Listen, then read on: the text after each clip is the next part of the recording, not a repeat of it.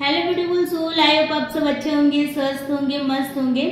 Self love journey 222 में आप सभी का हार्दिक स्वागत करती हूँ। तो फाइनली दोस्तों, लेटिंग गो चैलेंज वर्कशॉप के आज 8वें दिन पे हम पहुँच चुके हैं। आज हम क्या लेट गो करने वाले हैं? तो आज हम लेट गो करने वाले हैं हमारे अंदर जो फियर रहा है, जो डर रहा है, उसको आज हम लेट गो करने वाले हैं। ठीक है, तो बने रहिए वीडियो के साथ। वीडियो को लाइक शेयर ज़रूर करिएगा और चैनल को सब्सक्राइब करिएगा। चलिए बात करते हैं फियर की। हर कोई इंसान के अंदर कोई ना कोई डर रहता है ना। कोई इंसानों से डरता है, कोई परिस्थितियों से डरता है, कोई ना कोई चीज़ों से डरता रहता है। एक डर रहता है रिलेशनशिप में कि क्या मैं इसको खो दूंगा तो, क्या इसको मैं खो दूंगी तो, मेरी जॉब चली गई तो, मैं अपना बेस्ट परफॉर्म नहीं कर पाया तो, मैं जो मेहनत कर रहा हूँ या जो मेहनत कर रही हूँ उसमें मुझे सक्सेस नहीं मिली तो, किसी ने मुझे रिजेक्ट कर दिया तो, किसी ने मुझे इग्नोर कर दिया तो, मैं अपने सपने को पूरा नहीं कर पाया तो, मैं अपनी फैमिली के सपनों को पूरा नहीं कर पाया तो। कितने सारे डर रहते हैं हमारे अंदर, कितने सारे फियर। किसी ना किसी चीज़ का इंसान को फियर रहता है। कोई काम करने जा रहा है तब भी अंदर से एक डर सा महसूस होता है। कहीं जॉब लेने जा रहा है तो भी अपने अंदर एक डर सा महसूस होता है। स्टडी भी कर रहे हैं तो भी एक डर सा रहता है। क्यों? क्योंकि हमने अपना जो कंट्रोल रिमोट है, या तो रिमोट कंट्रोल बोल दीजिए, हमने अपना रिमोट कंट्रोल जो है वो किसको दिया हुआ है? डर को दिया हुआ है, फियर को दिया हुआ है। तो वो तो अपनी तरीके से ही आपको चलाएगा, वो जो चाहेगा वो ही आपसे करवाएगा। अगर आप अपने घर के टीवी का रिमोट कंट्रोल किसी और को दे देंगे तो क्या होगा? सामने वाला पर्सन जो है वो अपने तरीके से चलाएगा चीज़ों को। तो यहाँ पर भी यही हो रहा है।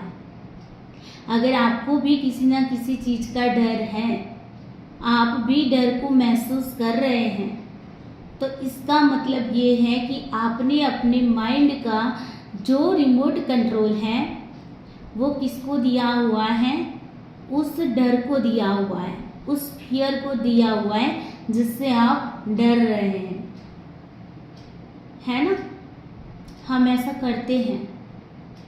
अगर किसी के साथ रिलेशनशिप में है तो भी हमें डर लगता है कि यार इतना अच्छा बंदा मिला है, इतनी अच्छी बंदी मिली है, इतना अच्छा पर्सन मिला है, इतनी अच्छी लड़की मिली है, इतना अच्छा लड़का मिला है, काश मैं इसको खो ना दूँ, काश इसको कोई और ना ले जाए, काश ये किसी और के पास ना चला जाए, काश वो किसी और के पास ना चली जाए। ये भी डर रहता है। प्यार है, रिश्ते में बहुत ज़्यादा प्यार है, हस्बैंड वाइफ के बीच में बहुत ज़्यादा प्यार है, भर भर के प्यार है, लेकिन फिर भी एक अंदर से डर महसूस होता है। अगर पता चलता है ना पत्नी को कि उसका पति किसी और लड़की के साथ सिर्फ जस्ट बात ही कर रहा था, फिर भी उसके अंदर एक डर आ जाएगा, कहीं ये तो नहीं, ये इसके साथ चक्कर तो नहीं चालू हो गया, सोचते हैं ना। और फिर क्या होता है?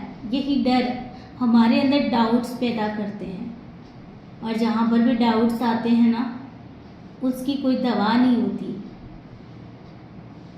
है ना। एग्ज़ाम देने जा रहा है, बहुत अच्छे से प्रिपरेशन की है, बहुत कुछ अच्छे से पढ़ा है, एक डर अंदर से आ गया, क्या दिया उसने कि यार एग्ज़ाम क्रैक होगी कि नहीं होगी। बस यही थॉट बार बार बार बार दिमाग में चलते जा रहे हैं। और फिर वो मैंने आपको बताया था ना उस एक्टिविटी में क्या होता है, कॉन्शियस माइंड सबकॉन्शियस माइंड को बोलता है। सबकॉन्शियस माइंड जो चीज़ें रिपीट होती है उसको स्टोर कर देता है। उसको लगता है ये बार बार रिपीट कर रहा है, इसका मतलब है इसको स्टोर कर देना है, और वो स्टोर कर देता है और फिर वैसे ही काम होने लगता है। फिर बाद में कहते हैं कि मैम हमने तो बहुत मेहनत की थी, रात दिन मेहनत की थी, बहुत अच्छी तरीके से मेहनत की थी, पता नहीं एग्जाम में क्या हुआ, पता नहीं क्यों रिजल्ट अच्छा नहीं आया। अरे भाई, तुमने अपने अंदर डर को जो पाल लिया था, है ना, डर को जो पाल लिया था। अगर शेर को पालोगे तो शेर खा ही जाएगा, भूखा मरेगा तो। फिर ये नहीं सोचेगा कि तुमने इसको पाला है, उसको भूख लगी है, उसको भोजन चाहिए, तो फिर वो तो अपना ही करेगा ना। आज के ज़माने में लोग पहले अपना देखते हैं, चाहे वो आपका अपना ही क्यों ना हो। आपको लगता है इंसान मेरा अपना है, लेकिन वो सोचेगा तो खुद का ही, आपका नहीं सोचेगा। तो यहाँ पर भी यही होता है, डर जो है ना वो अपना खुद का ही सोचता है, आपको अंदर से इस तरीके से डराता है कि आप ना बस उसकी जो हुक्म ही करने लग जाते हैं, जो हुजूर मेरे आका, और उसी के हिसाब से चलते जा रहे हैं। तो आज की एक्टिविटी में हमें करना क्या है, इस डर को कैसे भगाएं मैम। बहुत सारी चीज़ों के लिए डर लगता है, कुछ अच्छी चीज़ भी घर पे लेकर आए ना, टूट गई तो, फूट गई तो, कोई ले गया तो, कोई उठा गया तो। घर में बेटी का जन्म होता है ना तो माँ बाप को पहले चिंता होने लगती, भगवान ने बेटी दे दी, अगर बड़ी होके चली गई तो किसी और के साथ चक्कर चला के भाग गई तो। अरे अभी तो जन्म ही लिया है, क्यों डर रहे हो, क्यों अपने सबकॉन्शियस माइंड को ऐसे इंस्ट्रक्शन दे रहे हो। और वो ही एनर्जी आपकी बेटी के पास भी जाएगी ना। एनर्जी जो होती है ना वो मूवमेंट करती है, आप जिसके बारे में जो भी सोचोगे ना तो सामने वाला भी वैसा ही आपके बारे में सोचेगी। ये एनर्जी की फ्रीक्वेंसी होती है, लॉ ऑफ अट्रैक्शन कहता है, जैसा सोचोगे ना वैसे ही सामने वाले को इंस्ट्रक्शंस मिलती है। अगर आप किसी को ये बोलते ना आई हेट यू, तो सामने वाला भी यही सोचेगा आपके बारे में, वो भी ऐसा ही फील करेगा कि हाँ यार मैं इसको हेट करता हूँ या हेट करती हूँ।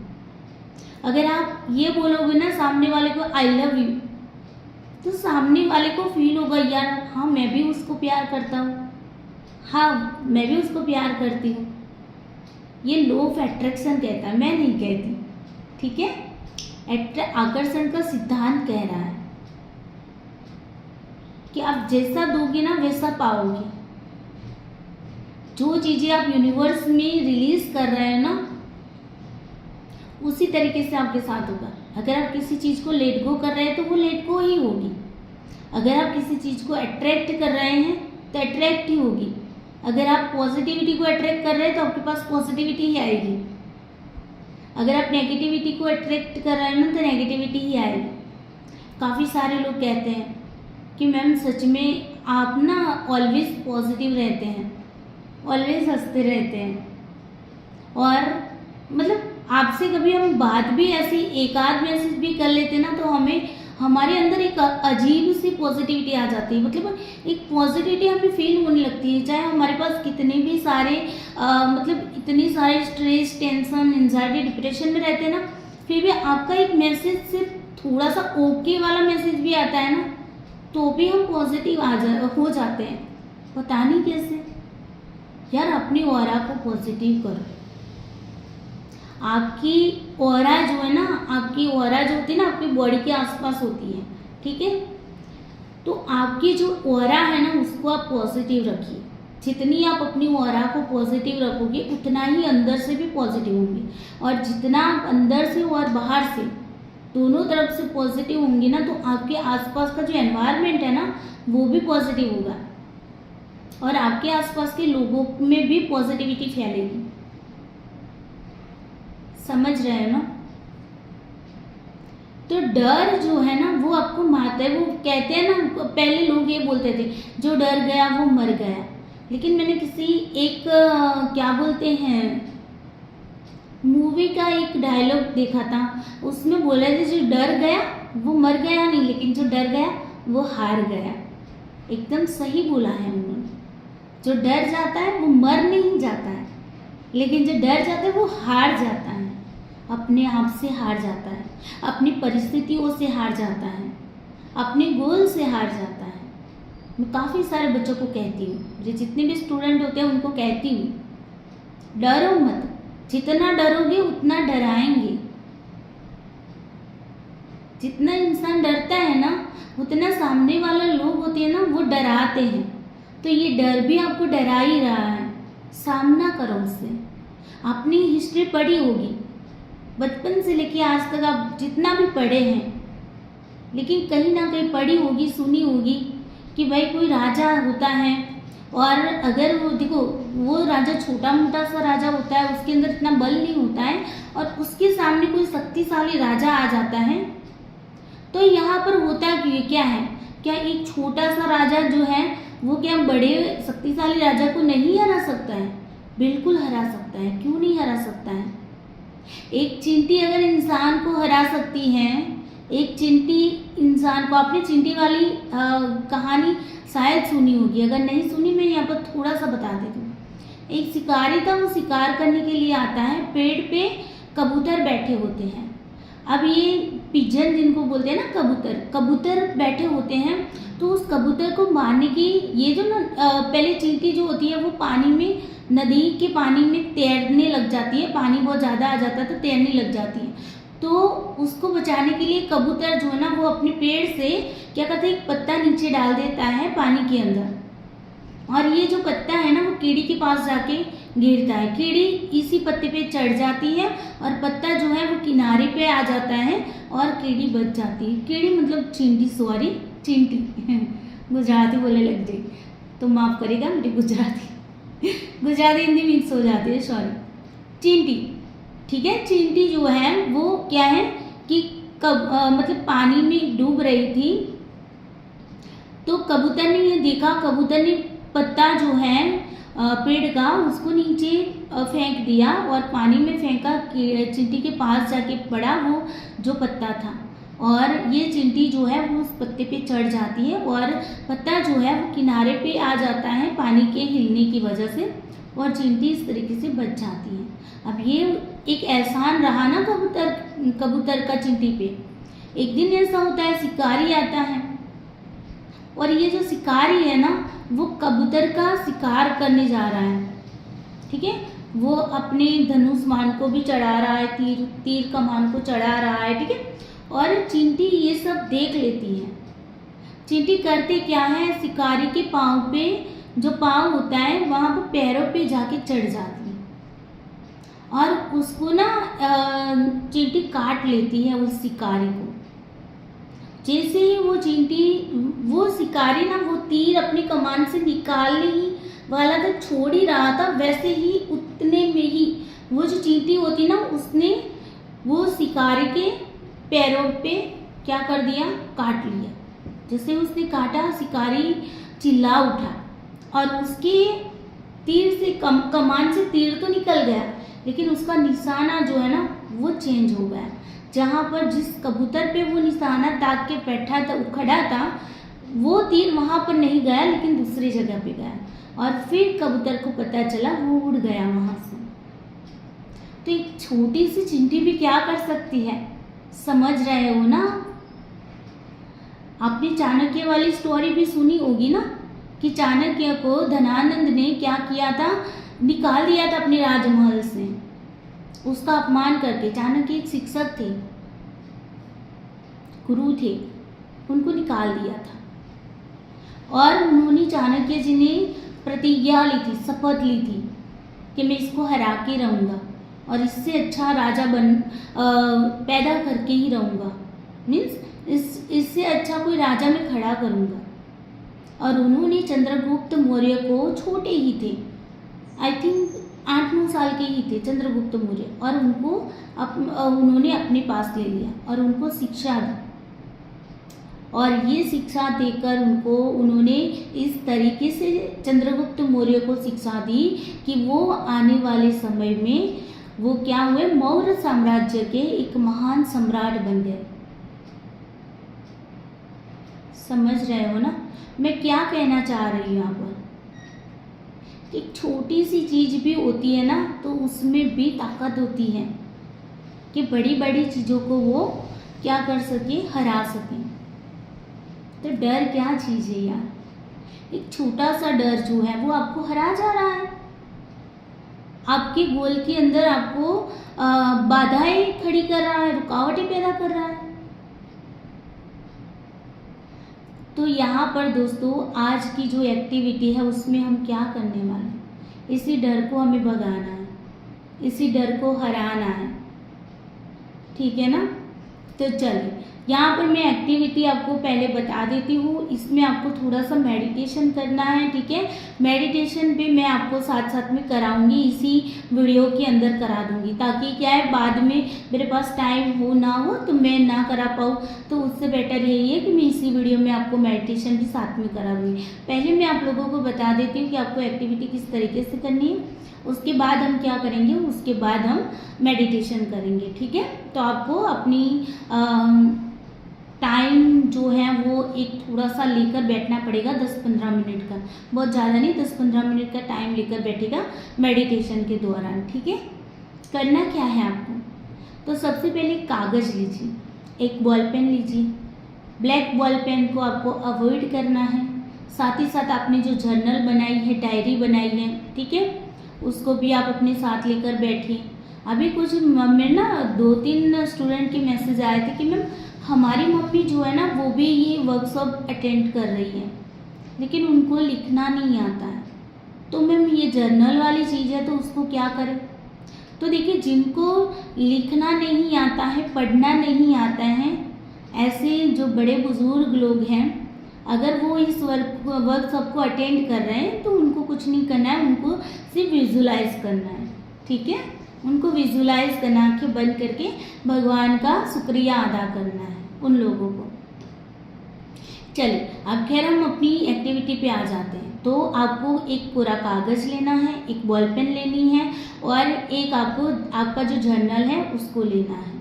एक शांत जगह पे बैठ जाइए, एक ऐसी जगह चुनिए जहाँ पर कोई भी आ जा न सके, आपको डिस्टर्बेंस ना हो सके। ठीक है ना, क्योंकि हम यहाँ पर मेडिटेशन भी करने वाले हैं, तो यहाँ पर आपको कोई भी डिस्टर्ब ना करे, ऐसी जगह को आपको चूज़ करना है, ऐसी जगह पे आपको बैठना है।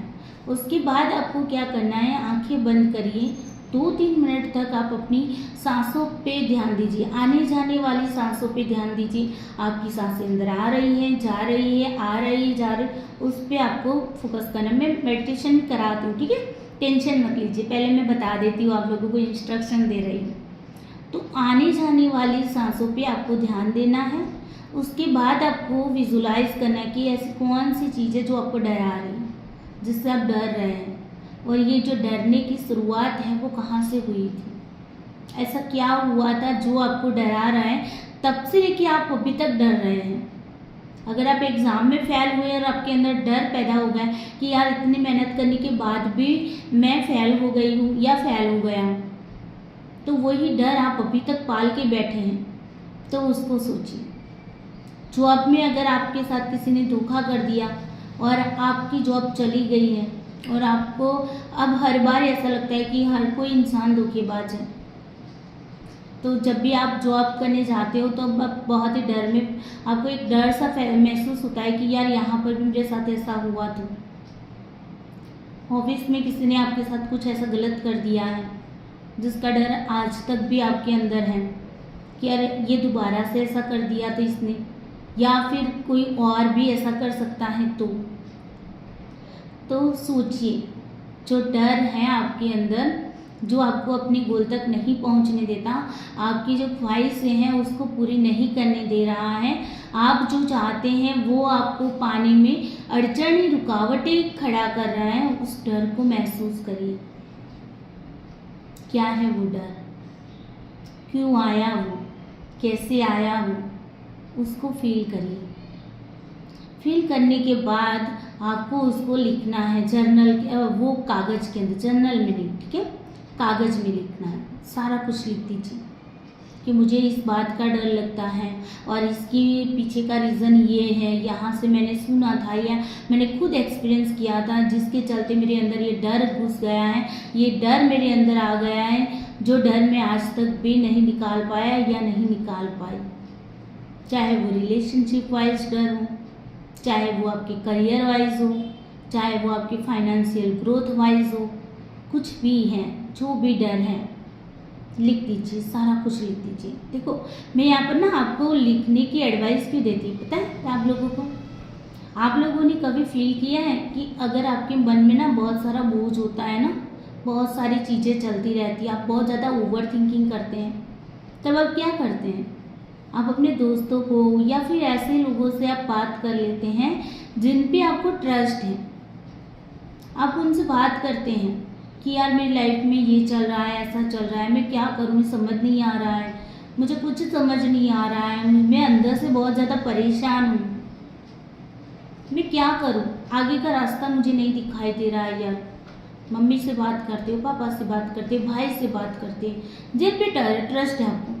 हो सकता है आपका कोई बॉयफ्रेंड हो सकता है आपकी कोई गर्लफ्रेंड हो सकता है आपका कोई ऐसा अच्छा दोस्त हो, है ना, सहेली हो जिनसे आप बात कर सकते हैं। हो सकते हैं मेरे पास काफ़ी सारे स्टूडेंट आते हैं जो किसी के भी साथ शेयर नहीं कर सकते, अपने ट्रस्टेबल पर्सन जो होते हैं ना, अपने दोस्त, अपने फैमिली मेम्बर्स, उनके साथ भी कुछ चीज़ें ऐसी होती है जो शेयर नहीं कर पाते हैं।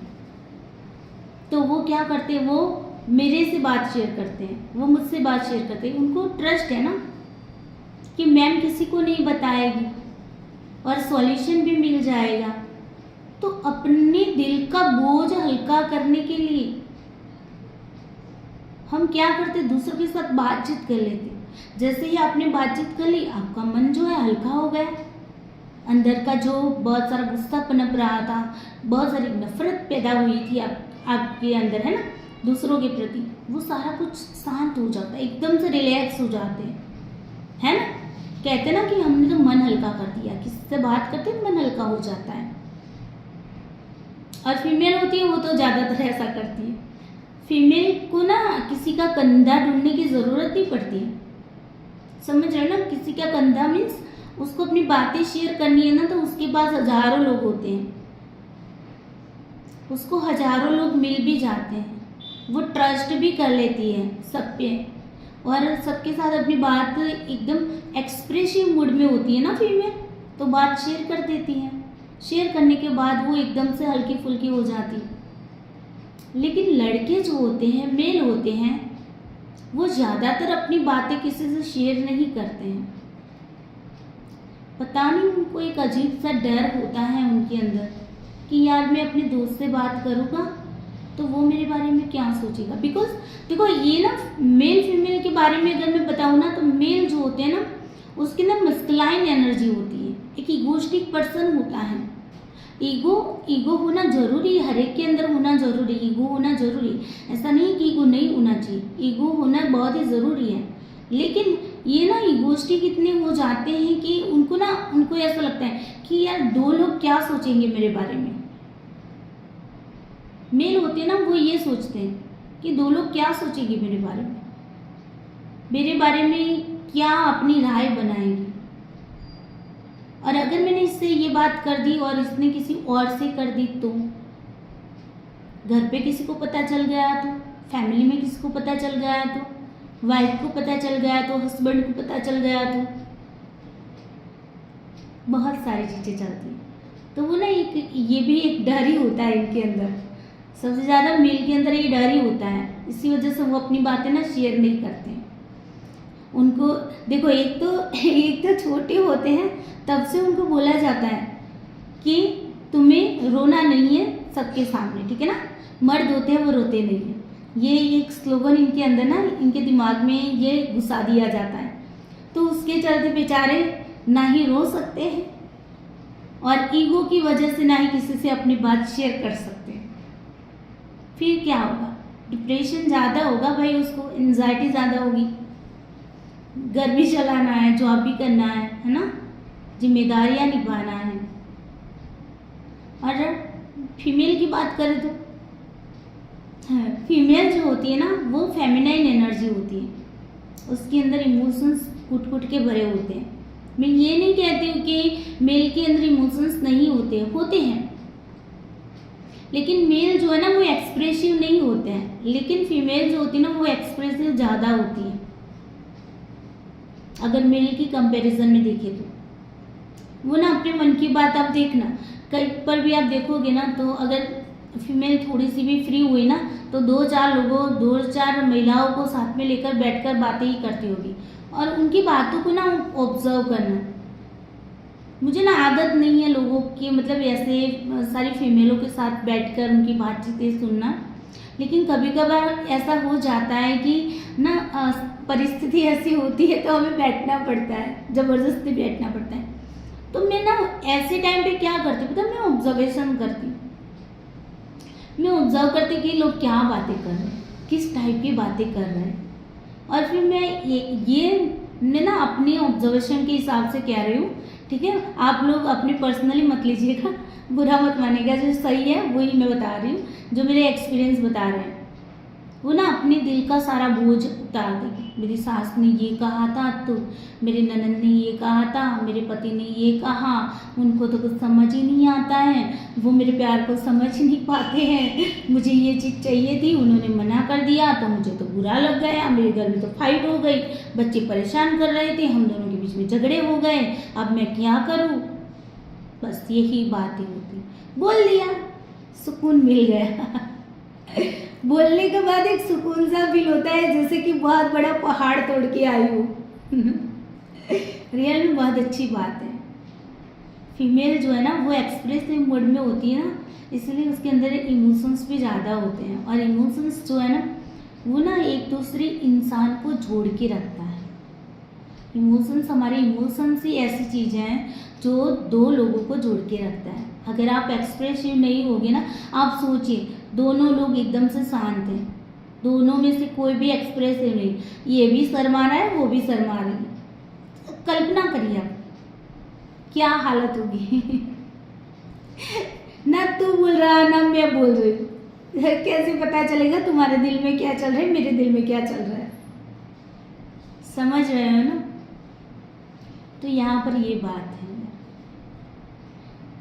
तो यहाँ पर मैं ये कहना चाहती हूँ कि अगर आपके पास कोई भी रास्ता नहीं है अपने इमोशंस को शेयर करने का, अपने अंदर के डर को शेयर करने का, जैसे मेल होते हैं वो ज़्यादातर एक्सप्रेसिव नहीं होते हैं, तो वो अपने इमोशंस को जाहिर नहीं करते। ऐसा नहीं कि वो इमोशंस को फील नहीं कर रहे हैं, इमोशंस उनको फील हो रहे हैं। बचपन से उनको ऐसा एनवायरनमेंट मिला है जिसके चलते वो अपने आप को एक्सप्रेसिव नहीं कर पा रहे हैं।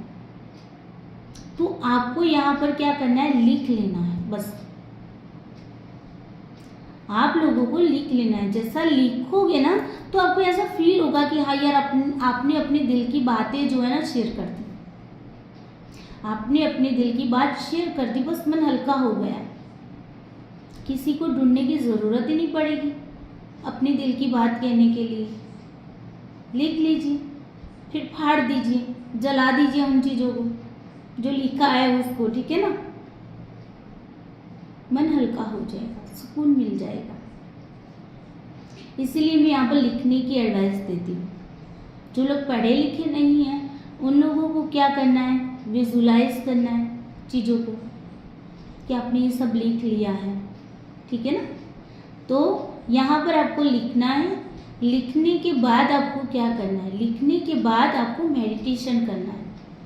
लिखने के बाद मेडिटेशन करना है। अब ये मेडिटेशन कैसे होगा, मान लीजिए कि यहाँ पर क्या पड़ा है, अच्छा यहाँ पर एसी का रिमोट है, चलो कोई ना, मेरे हाथ में एसी का रिमोट आया है, ठीक है। अब मान लीजिए कि ये कागज़ है, कागज़ में मैंने सारा कुछ लिख लिया है, ठीक है। अब मैंने ये सारा कुछ लिख देने के बाद मैं इसको ना अपने हाथ में रख दूँगी। क्या करूँगी, अपने हाथ में रख लूँगी, और अपने हाथ में रख के मैं यहाँ पर क्या विजुलाइज करूँगी, जैसे कि आप अपने हाथ में कागज़ को रख लीजिए, आप अपने लेफ्ट हैंड में या राइट हैंड में कहीं पर भी ले सकते हो, ठीक है।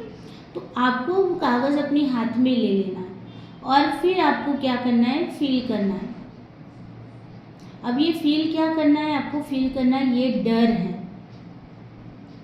ये क्या है, डर है। कागज जो है ना वो डर है। जैसे कि ये रिमोट है तो ये मैं समझ लेती हूँ कि मेरे अंदर जिस चीज़ का डर है वो ये डर है जो मुझे डरा रहा है, जो मुझे आगे नहीं बढ़ने दे रहा, जो मेरी लाइफ में मुझे स्टक करके रखा हुआ है।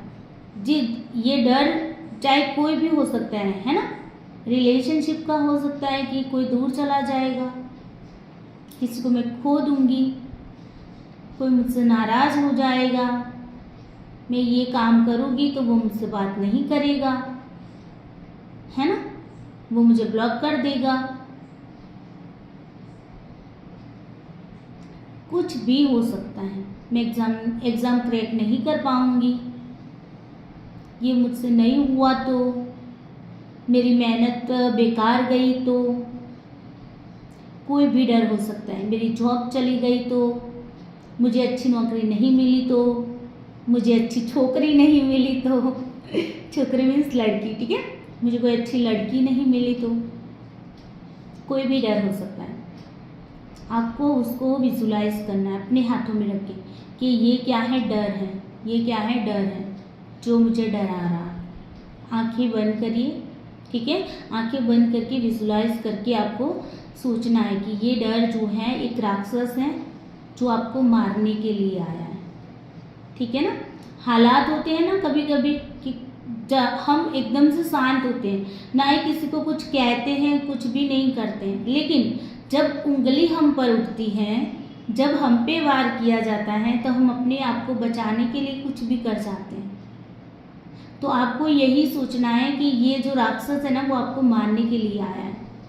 ये डर का राक्षस आपको मारने के लिए आया है, जिसको आपको क्या करना है, हराना है, जिसको आपको क्या करना है, मारना है, ठीक है। ये विजुलाइज करना है, मैं मेडिटेशन के दौरान आपको बताऊंगी। बस आपको विजुलाइज करते टाइम आपको जो भी चीज़ है जो डरा रही है उसको बस एक डर के फॉर्म में देखिए, कि इंसान के फॉर्म में देखिए कि ये डर नाम का एक राक्षस है आपके सामने जिसको आपको हराना है, ठीक है। कैसे हराना है वो हम मेडिटेशन में देखते हैं। और उसके बाद उसको हराने के बाद आपके पास जो ये कागज़ है ना उस कागज़ को जला देना है। जैसे भगवान राम ने रावण को हराया था, फिर रावण को हर साल जलाया जाता है ना, रावण के पुतले को जलाया जाता है। तो इसी तरीके से हमें भी इस राक्षस को क्या करना है, जलाना है, ठीक है। और जला के मिट्टी में गड्ढा खोद के उसको दफना देना है। और फिर उसके बाद आपको क्या करना है, उसके बाद आपको फील करना है कि अब आपको कैसा महसूस हो रहा है। और उसके बाद अफर्मेशन आपको बोलनी है, और अफर्मेशन के बाद आपको यूनिवर्स को ग्रेटिट्यूड शो कर देना है। इतना काम आप लोगों को करना है, ठीक है। चलिए अब हम मेडिटेशन के लिए काम करेंगे। आपको सबसे पहले क्या कर लेना है, आपको पहले आंखें बंद करके आप विजुलाइज कर दीजिए कि कौन सी चीज़ें आपको डरा रही है, और वो जो डरा रही है उसको आप लिख लीजिए। पहले ये काम पहले कर लीजिए, ठीक है। और ये काम करने के बाद आपको मेडिटेशन के लिए रेडी रहना है। तो आप वीडियो को पॉज करके भी आप क्या कर सकते हो, लिख सकते हो, सारा कुछ लिख लीजिए, भले ही थोड़ा सा टाइम लगे। और उसके बाद अब मैं जो कराने जा रही हूँ वो मेडिटेशन कराने जा रही हूँ, ठीक है। तो मेडिटेशन के लिए आप सब रेडी रहिए। चलिए, तो सबसे पहले अपनी आंखें बंद कर लीजिए। आपने जो भी कागज़ में लिखा है जिस डर के बारे में, पहले कागज़ को फोल्ड कर दीजिए, ठीक है ना। ऐसे करके फोल्ड कर दीजिए, उसको छोटा बना लीजिए, फोल्ड कर दीजिए और उसको अपने हाथ में लीजिए, ठीक है। आप इसको ये भी आप ना अपने लेफ्ट हैंड में उनको लीजिए, ठीक है। आप इसको क्या करेंगे, आपको रिमूव करना है तो आप लेफ्ट हैंड में ले लीजिए, इसको लेफ्ट हैंड में ले लीजिए। और उसके ऊपर आप इस तरीके से अपना जो राइट हैंड है उसको रख दीजिए। या फिर आपको राइट हैंड नहीं रखना है तो कोई दिक्कत नहीं, कागज़ आपका छोटा सा है, एक ही हाथ में आ जा रहा है, तो आप ऐसे हाथ में मुट्ठी में पकड़ लीजिए, ठीक है ना। इस तरीके से आप करिए। अब आंखें बंद कर लीजिए, सभी अपनी आंखें बंद कर लेंगे। आंखें बंद करके आपको विजुलाइज करना है, पहले तो अपनी सांसों पे ध्यान दीजिए। अपनी सांसों पे ध्यान दीजिए, आने जाने वाली सांसों पे ध्यान दीजिए। सांसें अंदर आ रही है, बाहर जा रही है, रिलैक्स होके, ठीक है। आपको बहुत ज़्यादा जोर दे के नहीं देखना है कि भाई हाँ सांस में खुद से नहीं लेना, मतलब आप अपनी तरीके से मत लीजिए उसको, कुदरती तरीके से नेचुरली जिस तरीके से वो आती जाती है उसको आने जाने दीजिए। उस पर आपको ज़्यादा फोकस नहीं करना, बस आपको फोकस ये करना है कि सांस अंदर आ रही है जा रही है, बस उसको देखना है आपको, बाकी आपको और कुछ नहीं करना है, ठीक है ना। तो इस तरीके से आने जाने वाली सांसों पे एकदम रिलैक्स होके देखिए। अब उसके बाद आपको क्या करना है, जो भी कागज आपने अपने हाथ में लिया है उस पर फोकस कीजिए और देखिए कि ये जो कागज है वो डर है, और ये डर जो है वो आपके सामने राक्षस के रूप में खड़ा है। सबको विजुलाइज करना है, आंखें बंद करके ही आपको ये काम करना है। विजुलाइज करिए कि ये जो डर है वो एक राक्षस के रूप में आपके सामने खड़ा है। ये अपनी तलवार लेके आप पे वार करने की कोशिश कर रहा है। वो आपके बहुत ही नज़दीक आ रहा है। जैसे जैसे वो आपके नज़दीक आ रहा है वैसे वैसे आपकी धड़कनें जो है वो तेज होने लगी हैं। आप ज़्यादा से ज़्यादा डरने लग गए हैं। आपको समझ नहीं आ रहा है कि इस डर से आप कैसे बचें। आपको समझ नहीं आ रहा है कि इस डर से कैसे बचें। आप सोच रहे हैं कि इससे मैं कैसे बचूं। ये तो मुझ पे ही हमला करने के लिए आ रहा है, मुझे ही मारने के लिए आ रहा है। आपको विजुलाइज करना है कि वो राक्षस जो है डर के रूप में वो आपके सामने तलवार लेके आ रहा है। आप भगवान से प्रे करिए, यूनिवर्स से प्रे करिए, जिनमें भी आप बिलीव करते हो उनमें उनको आपको क्या करना है, प्रेयर करनी है, उनसे मदद मांगिए। हे भगवान, हे यूनिवर्स, प्लीज़ मेरी हेल्प करिए। ये जो डर का राक्षस है उसको मैं कैसे हराऊं, मैं अपने आप को कैसे सुरक्षित रखूं, मैं अपने आप को कैसे बचाऊं। प्लीज़ यूनिवर्स मेरी हेल्प करें, प्लीज़ भगवान मेरी हेल्प करें। आपको विजुलाइज करना है कि आपके सर के ऊपर एक वाइट रंग की एनर्जी जो है वो आपके शरीर के अंदर, आपके सर से अंदर जा रही है। आपके जो भी सर होता है, आपके बालों के ऊपर का जो भाग है वहीं से होकर आपके अंदर जा रही है। और ये जो वाइट रंग की एनर्जी जो है वो यूनिवर्स से आ रही है, ब्रह्मांड से आ रही है, आसमान से आ रही है, और ये आपके भगवान के हाथों से आ रही है। आपके भगवान आपको प्रोटेक्ट कर रहे हैं, आपको प्रोटेक्शन दे रहे हैं। आपके भगवान के हाथों से निकलती हुई वाइट एनर्जी को फील करिए, अपने अंदर उस एनर्जी को झाते हुए महसूस करिए। वो वाइट रंग की एनर्जी आपके सर में से अंदर जा रही है, आपकी आंखों तक वो एनर्जी पहुंची है। विजुलाइज करिए, धीरे धीरे ये एनर्जी आगे बढ़ रही है, आपके गले तक जा रही है।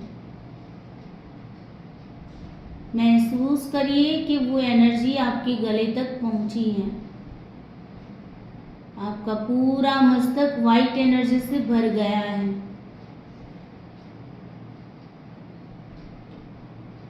धीरे धीरे ये वाइट एनर्जी आपके हृदय तक पहुंची है। आपके छाती के हर एक अंग में वो वाइट एनर्जी प्रसारित हो रही है। आपके दोनों हाथों में वो वाइट एनर्जी जा रही है। धीरे धीरे यही वाइट एनर्जी नीचे आपके पेट तक पहुंच चुकी है। आपका आधा अंग पूरी वाइट एनर्जी से भर गया है। विजुलाइज करिए आपके आधे अंग के अंदर वाइट एनर्जी आ चुकी है। आपके आधे अंग में आपको एक सुकून सा फील हो रहा है। धीरे धीरे ये एनर्जी पाँव में नीचे की ओर जा रही है। महसूस करिए इस एनर्जी को। ये जो वाइट एनर्जी आपके अंदर आ रही है भगवान के हाथों से, उसको महसूस करिए। महसूस करिए कि वो एनर्जी आपके पाँव के नीचे तलवे तक पहुंच गई है। आपके अंग के हर एक कोने में वो वाइट एनर्जी प्रसारित हो गई है। आपका अंदर का जो पूरा बॉडी है वो वाइट एनर्जी से भर गया है। अब यही वाइट एनर्जी आपके बॉडी के बाहर की जो ऑरा है उसमें भी जा रही है। भगवान के हाथों से निकलती हुई ये वाइट एनर्जी आपकी ऑरा को प्रोटेक्ट कर रही है। आपकी ऑरा को प्रोटेक्शन दे रही है। फील करिए आपकी बॉडी के आसपास उस एनर्जी को। फील करिए वो एनर्जी आपको छू रही है। वाइट एनर्जी आपको छू रही है। फील करिए और अपने आप को एक प्रोटेक्शन के गोले में खड़ा होता पाइए। फील करिए, विजुलाइज करिए कि आप एक वाइट रंग के गोले के अंदर खड़े हो। आप पूर्ण रूप से पॉजिटिव हो चुके हो। अपने अंदर पॉजिटिविटी आ चुकी है। आपको स्ट्रेंथ मिल गई है उस डर वाले राक्षस से लड़ने की। आप अब रेडी हैं उस राक्षस के साथ लड़ने के लिए। भगवान ने आपको प्रोटेक्ट कर रखा है ताकि वो डर वाला राक्षस जो है वो आपको हरा ना पाए। अब आप रेडी हो चुके हो उस राक्षस को हराने के लिए। विजुलाइज करिए आपके हाथ में भगवान ने आपको वाइट रंग की एनर्जी की तलवार दी हुई है, जिसके माध्यम से आप उस राक्षस से लड़ पाओगे। वो राक्षस आपके पास आता जा रहा है। अब आपके अंदर का डर खत्म हो चुका है क्योंकि आपको भगवान पे भरोसा है और आप उस राक्षस से लड़ने के लिए रेडी हो चुके हो। धीरे धीरे आप भी उसके सामने आगे बढ़ रहे हो। वो भी तेजी से आ रहा है, आप भी तेजी से जा रहे हो। वो राक्षस जो है वो काले रंग की एनर्जी में है। पूरा उसका ऑरा भी काला है और आप एक प्योर वाइट पॉजिटिव एनर्जी के अंदर हैं और आप धीरे धीरे आगे बढ़ रहे हैं। वो भी आपके सामने आ रहा है। जैसे जैसे वो सामने आ रहा है वैसे वैसे आपके अंदर एक उसको हराने का जज्बा बढ़ रहा है। आपके अंदर ताकत बढ़ रही है। आपको उससे लड़ने के लिए एक एनर्जी मिल रही है। आप महसूस कर पा रहे हो कि आप बहुत स्ट्रांग हो रहे हो। आप महसूस कर पा रहे हो कि आपके अंदर इतनी पावर आ चुकी है कि अब आपको उससे डर नहीं लग रहा है। आप उससे जीतने के लिए तैयार हो। अब बस कुछ ही दूरी पर वो है। विजुलाइज करिए वो आपके सामने आ रहा है और आप उसके सामने जा रहे हैं। जैसे ही वो आपके सामने आया है, आप अपनी सारी एनर्जी का यूज करके उसके गला काट दिए। आपने उसका गला काट दिया। वाइट एनर्जी से आपने उसका गला काट दिया। वो डर का राक्षस जो है वो गिर गया। उसके अंदर की सारी काली एनर्जी वो आसमान में चली गई और वो डर का राक्षस जो है वो मिट्टी में मिल गया। वो मिट्टी में मिश्र हो गया, मिट्टी में दब गया, मिट्टी में घुल गया। आपने इस डर के राक्षस को हरा दिया। आपके अंदर अभी भी एनर्जी हाई है। आपका सारा गुस्सा, आपकी सारी नफरत, सारा कुछ उस राक्षस को मारने के समय उसके अंदर चला गया है। मिट्टी में मिल गई सारी चीजें। आप एक प्योर सोल के रूप में खड़े हो। आपके पास पॉजिटिविटी है। आप एकदम से शांत होते जा रहे हो। आपका गुस्सा शांत होता जा रहा है। एक सुकून सा महसूस हो रहा है आपको। एक पीसफुल एनर्जी में आ रहे हो। एकदम रिलैक्स हो रहे हैं। रिलैक्स रिलैक्स रिलैक्स हो रहे हैं। जो आपके अंदर डर था वो आसमान में जा रहा है। फील करिए आपके अंदर से वो काली एनर्जी जो थोड़ी सी भी थी वो भी जा रही है। Release release. फील करिए इस रिलीज के साथ वो काली एनर्जी आसमान में जा रही है और भगवान की ओर से वाइट एनर्जी आपके अंदर आ रही है।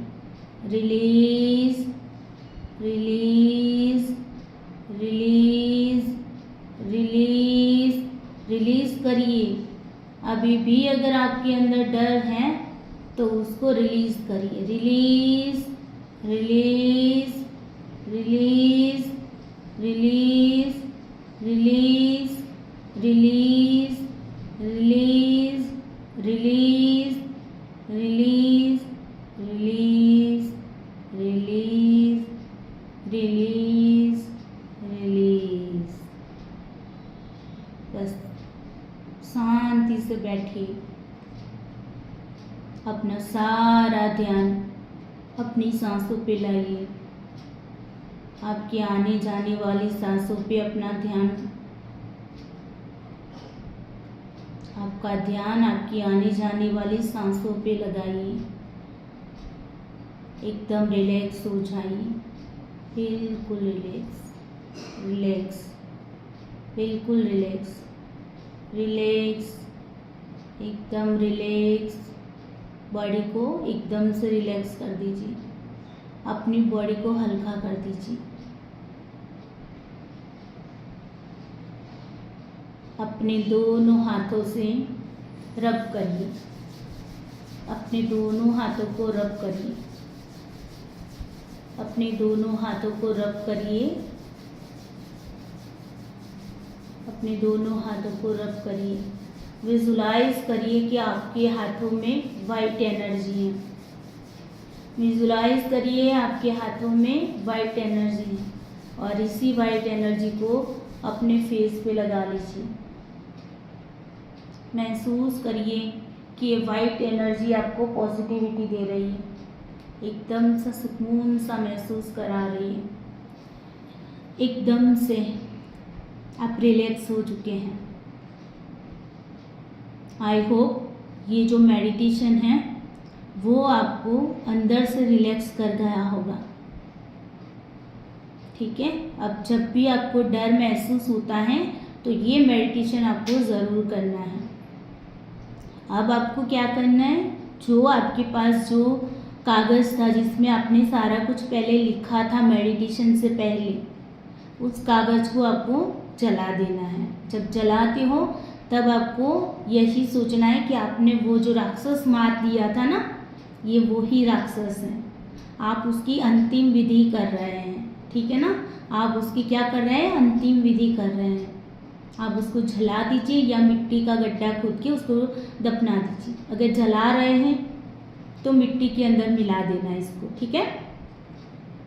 और फिर अपनी जर्नल को लीजिए, अपनी डायरी को लीजिए, उसमें लिखिए कि अब आपको कैसा महसूस होता है। जब आपके अंदर डर था तब आपको कैसा महसूस हो रहा था, और अभी आपको कैसा महसूस हो रहा है। और उसके बाद आपको अफर्मेशन लिखनी है। अफर्मेशन क्या लिखोगे, मैं अपने अंदर के सारे डर को रिलीज कर रही हूँ। मैं अपने अंदर के सारे डर को रिलीज कर रही हूँ। मैं अपने अंदर पॉजिटिविटी को अट्रैक्ट कर रही हूँ। मैं अपने अंदर पॉजिटिविटी को अट्रैक्ट कर रही हूँ। Thank you, thank you, thank you universe. आप यूनिवर्स की जगह पे अपने भगवान का नाम भी लिख सकते हैं। तो इस तरीके से आपको ये पूरी एक्टिविटी करनी है। देखिएगा आपको बहुत अच्छा महसूस होगा। आपके साथ साथ मैंने भी मेडिटेशन किया है ना अभी, मुझे एकदम से रिलैक्स फील हो रहा है, एकदम से रिलैक्स। आप भी करिएगा, ठीक है। चलिए, तो आई होप आपको समझ आ गया होगा। अगेन मैं एक बार बता देती हूँ आपको क्या करना है। एक कागज़ लेना है, बॉल पेन लेनी है, जर्नल लेना है, तीनों चीज़ों को लेकर बैठना है।